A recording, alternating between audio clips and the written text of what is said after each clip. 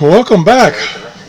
Maybe I've got my throat cleared. I'm suffering with a sinus infection, so my last video had a lot of clearing of my throat. Sorry about that. Anyway, we're going to continue on with my review of this Degen DE13 shortwave radio, emergency radio. Has a solar charger here and a crank charger. And the radio right now is discharged.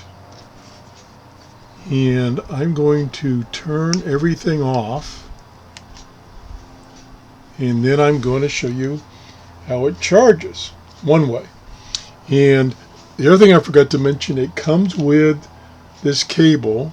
This cable is for charging the radio and for charging your cell phone if you happen to have that type of connector on your cell phone. That type. Right there. Notice that there apparently was other adapters that you could get, but they only gave you this one because this plugs into there. And I've seen this set up before where on other radios I've got, you get like 4 or 5 different adapters for different phones. This one, you got the one. Okay. And it comes with a little manual, and you can put this little carrying strap on there if you wish. The good news about this radio is on some other radios, this carrying strap is already installed, and the only way to get it off is to cut it off or take the radio apart. This one, it goes, you have to thread it through there and whatever. I don't use carrying straps. So now I'm going to demonstrate how you would charge this radio using the crank. So you disengage the crank here and you start cranking. And what I'm going to do, I'm going to set up a timer here, trying to get this right.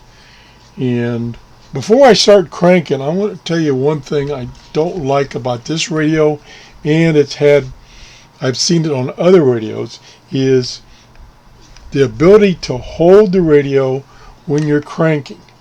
Now, the good dynos, meaning they do a good job of charging whatever device is, they put up a lot of resistance when you're cranking.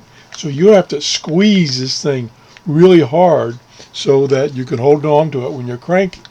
And number one, if you hold it like I'm holding right now, you're going to be pushing down on that solar panel there and possibly breaking it.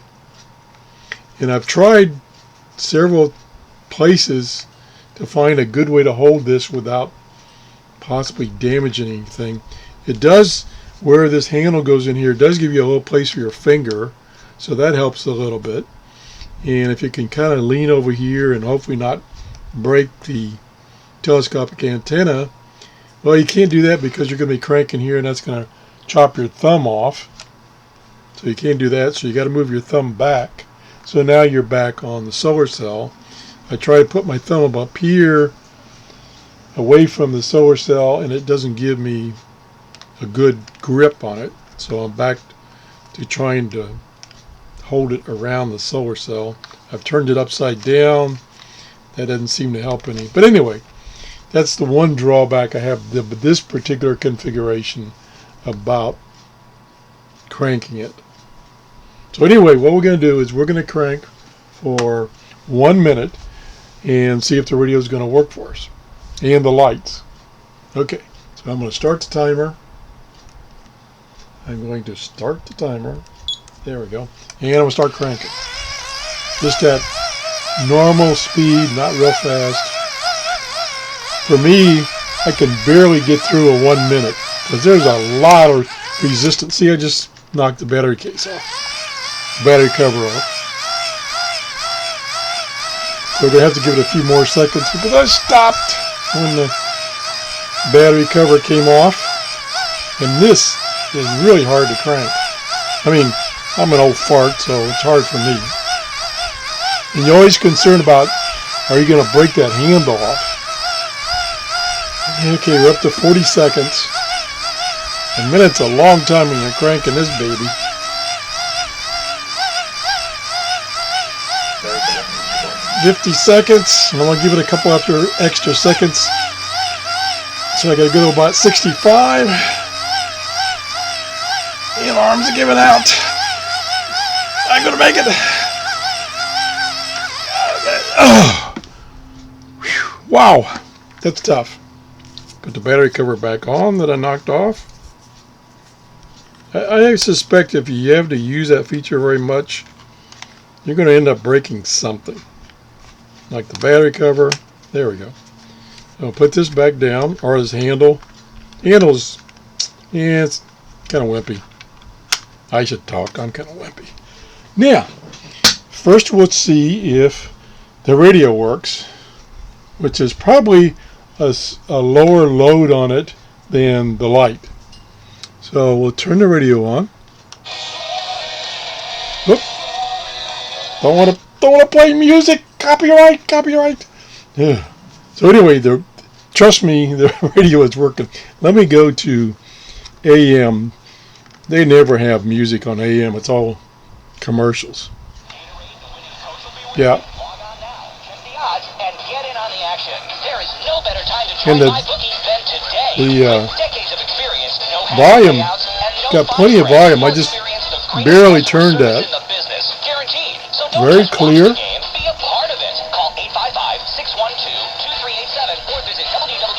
Now, turn that down a little bit. And at the same time, you can do both. We'll turn the light on and see how bright it is. Okay, that's about as bright as it gets, so that's pretty bright. Remember, we only cranked for 1 minute. Now, I could continue. Well, I think what I'll do, number one I'll do is, now that I've got some power, let me turn this guy off. I turned the volume down, the radio's still on, and I was confused about what the other buttons were on the top here. What they are is, there's a second light. Went too far. The second blinking red light. So there's two lights. And there's a siren. So you got the white lights, the red light, blinking light, which I went past. There it is. And the siren, which I won't turn on again. Sorry. So we'll turn those up. We'll turn the white light on. That's going to draw the most power. And if I had the capability of talking and saying something useful for 15 minutes, we might see this the battery actually drain.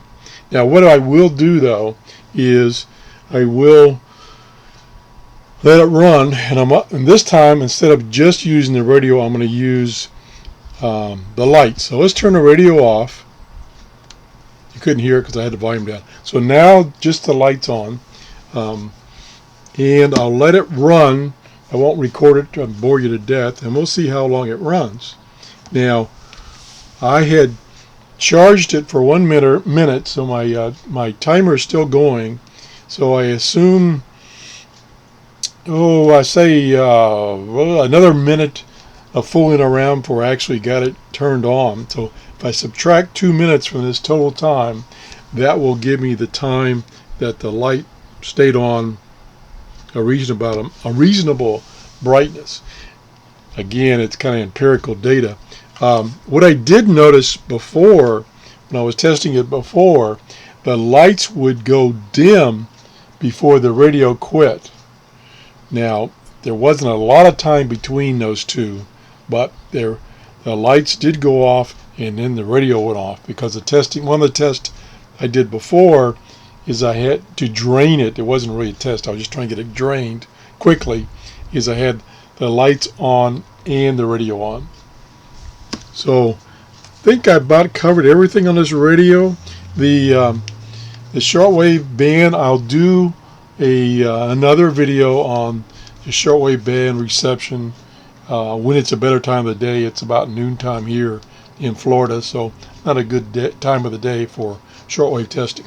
So that's the show, and again, I'll put in an annotation in both the video and the description of how long it lasted using the light with only 1 minute of crank charge. There's a message for you. So that's the show. Thanks for watching. If you enjoyed the show, please give me a thumbs up. Bye-bye.